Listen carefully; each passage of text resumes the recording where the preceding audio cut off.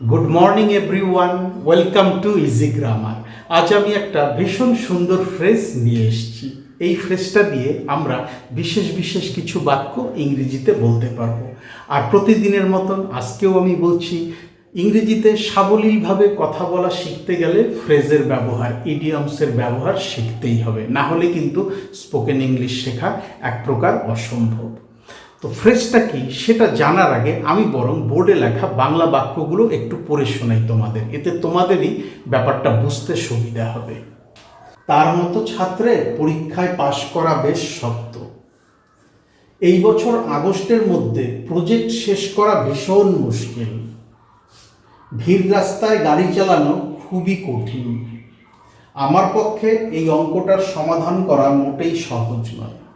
এই যে চারটে বাক্য আমি পড়লাম এবং বাক্যের যে অংশগুলো আমি আন্ডারলাইন করে রেখেছি, তাতে কিন্তু একটা ব্যাপার পরিষ্কার, সেটা হচ্ছে কোনো কিছু অ্যাচিভ করা, কোনো কিছু করা বা কোনো কিছু পাওয়া বা কোনো লক্ষ্য পূরণ করা যা সহজ নয়, যা বেশ কঠিন। আর এই ব্যাপারটাই প্রকাশ করতে গেলে আমাদের যে ফ্রেজটা ব্যবহার করতে হবে সেটা হচ্ছে আ tall order, a tall order। এই a tall order ফ্রেজটা দিয়ে বা শব্দগুচ্ছটা দিয়ে আমরা প্রকাশ করতে পারবো কোনো কাজ যা মোটেও সহজ নয়, এমন কোনো লক্ষ্য যা পূরণ করা বেশ কঠিন।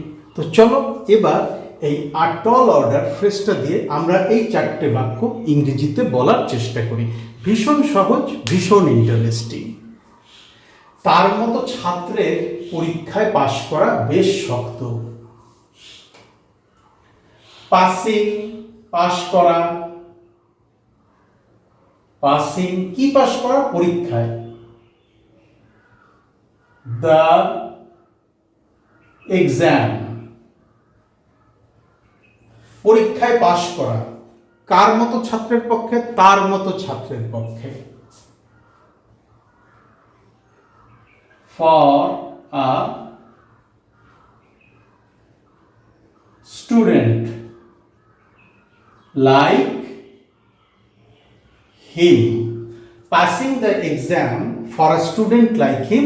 এইবার আমি বেশ শক্ত এই অংশটা প্রকাশ করব আর টল অর্ডার ফ্রেজটা বসিয়ে। is a tall order. আর টল অর্ডার হচ্ছে আমাদের ফ্রেজ, যা দিয়ে আমরা প্রকাশ করছি কোনো কাজ, কোনো লক্ষ্য যা সমাধান করা, যা পূরণ করা বা যা সম্পন্ন করা ভীষণ শক্ত, মোটেও সহজ নয়। এই বছর আগস্টের মধ্যে প্রজেক্ট শেষ করা ভীষণ মুশকিল। এই বছর আগস্টের মধ্যে কিভাবে প্রজেক্ট শেষ হবে? এখনো তো অর্ধেক কাজই হয়নি। তো চলো লিখে ফেলি। শেষ করা, কমপ্লিটিং।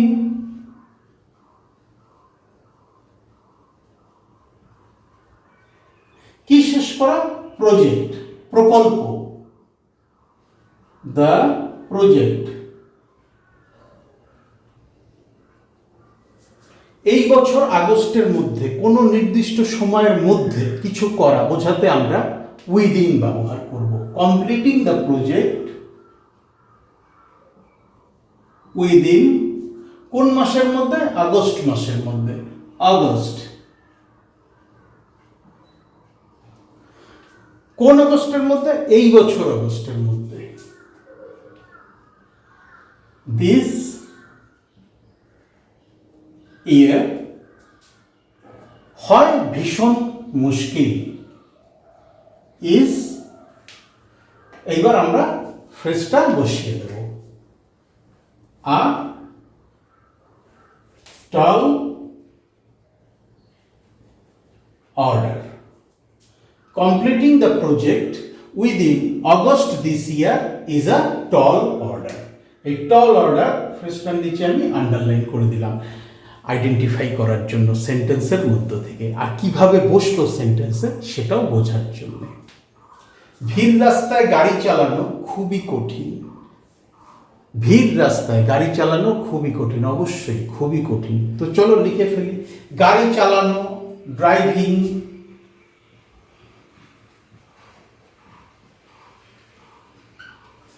কিসের মধ্য দিয়ে গাড়ি চালানো? ভিড় রাস্তার মধ্য দিয়ে, কোনো কিছুর মধ্য দিয়ে, কোনো কিছুর ভেতর দিয়ে বোঝাতে থ্রু ওয়ার্ডটা আমরা ব্যবহার করব। Driving through.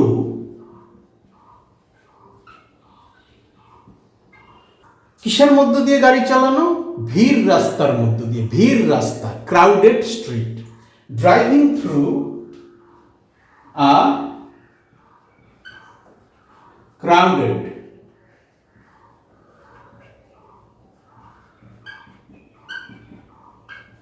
driving through a crowded street is এইবার বসবে ফ্রেজটা a tall order. Driving through a crowded street is a tall order. আবার আমরা এই টল অর্ডার ফ্রেজটার নিচে দাগ দিয়ে দেবো সেন্টেন্সের মধ্য দিয়ে ফ্রেজটা আইডেন্টিফাই করার জন্য এবং সেন্টেন্সের ভেতরে ফ্রেজটা কিভাবে বসেছে সেটা বোঝার জন্য। আমার পক্ষে এই অঙ্কটার সমাধান করা মোটেই সহজ নয়, একই অঙ্কে ভালো না, তার উপরে এমন জটিল অঙ্ক। তাই আমি বলছি এই অঙ্কের সমাধান করা আমার পক্ষে মোটেও সহজ নয়, বা বলতে গেলে এক প্রকার অসম্ভব। আমার পক্ষে to me, comma to me, সমাধান করা।